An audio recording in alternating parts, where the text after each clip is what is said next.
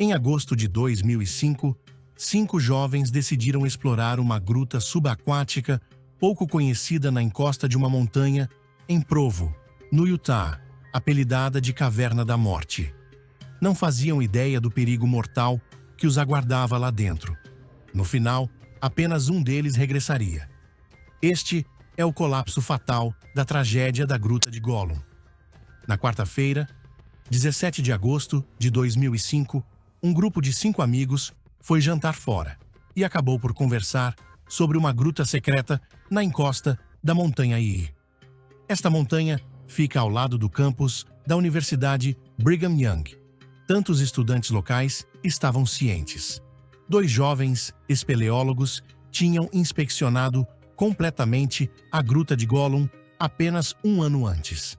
À primeira vista, não parece muito hospitaleiro, pois está coberto por 30 centímetros de água e tem apenas mais de 1 metro de altura. Aqueles que entram têm de se agachar para caminhar ao longo do túnel de entrada de quase 30 metros num riacho raso. Para a maioria dos caminhantes, esta não seria uma ideia divertida. Mas para quem conhece a gruta secreta, o desafio pode ser apelativo. A parte secreta desta gruta exige que desça por um buraco de 60 centímetros cheio de água no chão. Nessa noite, o grupo decidiu testar-se nesta gruta escura e pouco convidativa.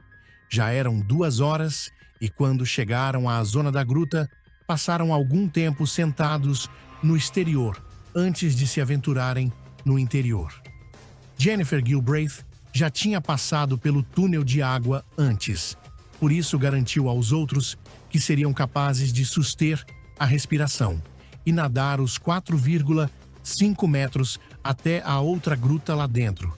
Apesar de terem sofrido hipotermia e desmaiado durante a experiência anterior, ainda assim estava entusiasmada para mostrar aos seus amigos este lugar secreto. Blake Donner, Scott MacDonald e Ariel Singer concordaram em tentar. Um 5º amigo, Joseph Ferguson, decidiu esperar por eles à porta da gruta principal.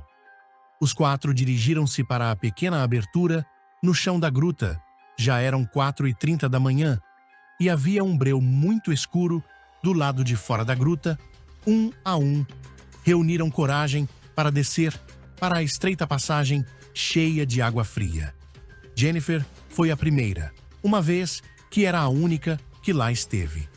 Enquanto Jennifer se afundava, observaram a sua cabeça a desaparecer sob a água e uma pequena ondulação de água enquanto se deslocava para a outra extremidade do túnel, que não era maior do que a porta de um frigorífico, com apenas 60 centímetros de largura e 1,5 metro de altura.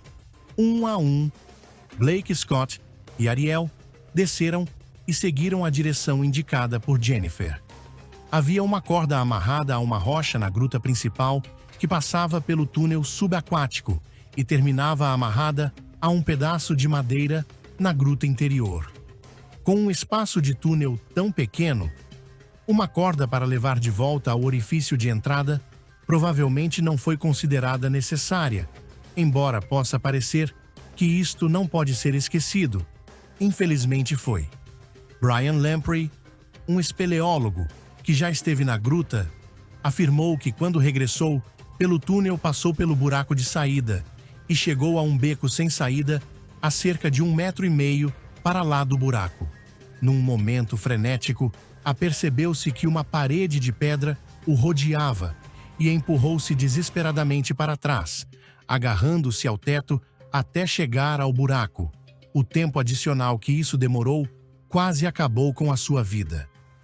Teve muita sorte em encontrar o buraco. Se demorasse apenas mais uma fração de segundo, teria ficado com os pulmões cheios de água. Nesse dia, os 4 nadaram até a pequena gruta a apenas 4,5 metros de distância.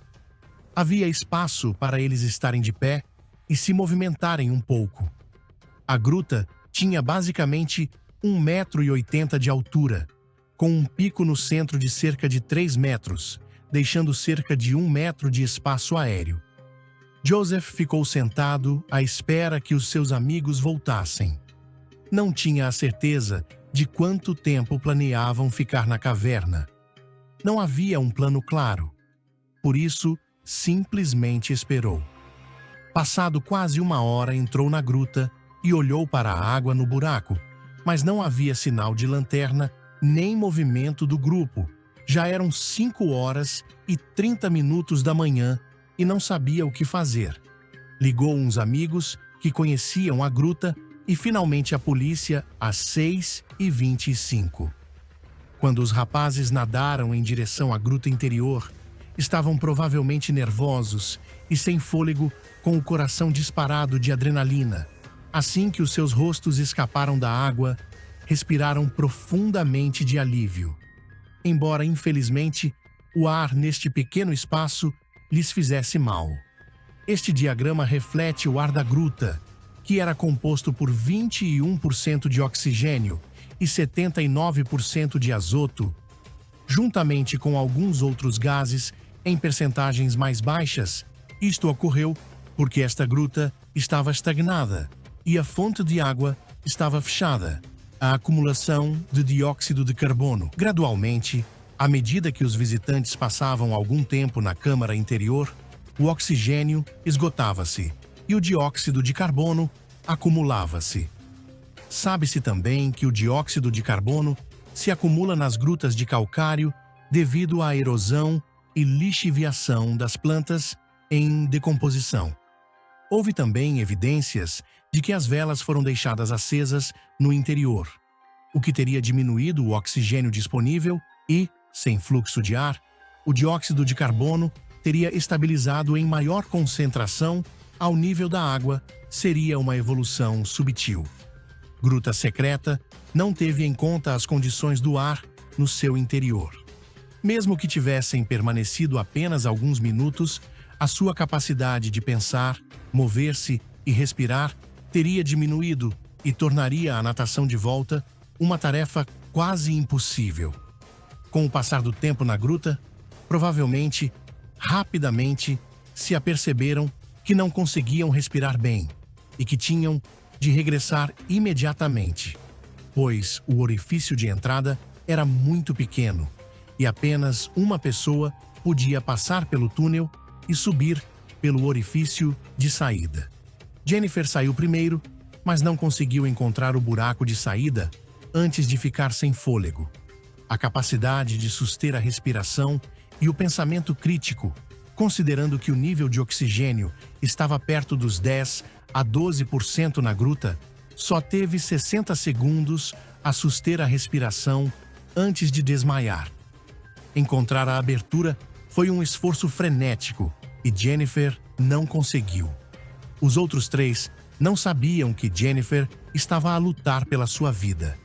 Enquanto ainda estavam no ar escuro e sufocante da gruta, depois de contar 50 ou 60 segundos, Ariel foi a próxima a emergir da gruta secreta, com um nível de dióxido de carbono de apenas 2 ou 3%. A sua frequência respiratória duplicou. Logramos estava a tentar respirar profundamente antes de entrar na água. Assim que submergiu, nadou rapidamente para a frente com a sua última explosão de energia e, enquanto continuava em frente a tentar encontrar a abertura, deparou-se com o corpo de Jennifer.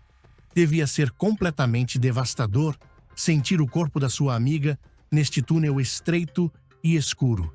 Ariel ficou desesperada e começou a entrar em pânico ao ver que a amiga estava inconsciente e à beira da morte. Durante todo este tempo, Blake e Scott continuaram a respirar aquele ar contaminado durante mais alguns minutos na escuridão. Cada um deles estava a sentir os efeitos de ter uma menor quantidade de oxigênio no sangue e uma maior quantidade de dióxido de carbono. Tudo isto juntamente com o pânico associado a um ambiente tão desconfortável para respirar. Depois de esperar um pouco, o amigo seguinte entrou no túnel estreito, cheio de água, já enfraquecido. Blake estava ansioso por passar pelo túnel o mais rápido possível, e nadar o mais rápido possível.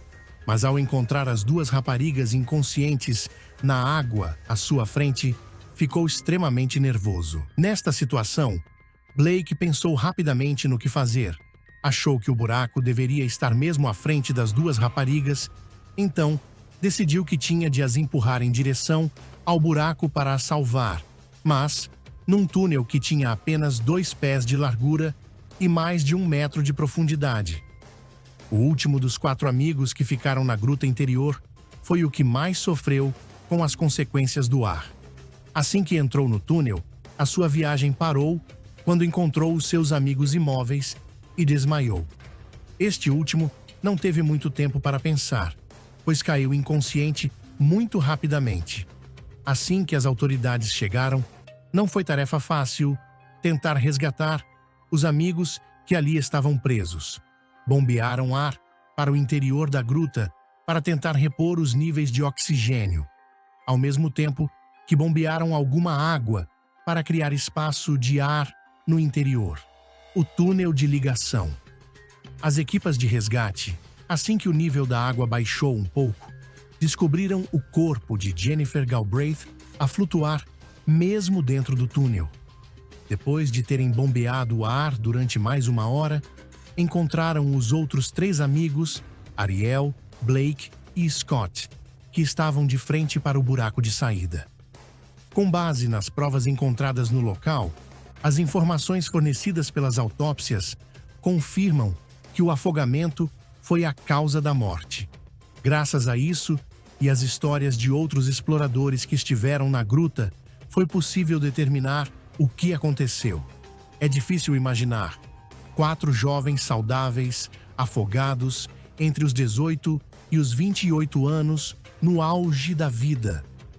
Após a recuperação dos corpos, a entrada da gruta foi preenchida com betão para evitar a entrada de mais pessoas e a perda de mais vidas.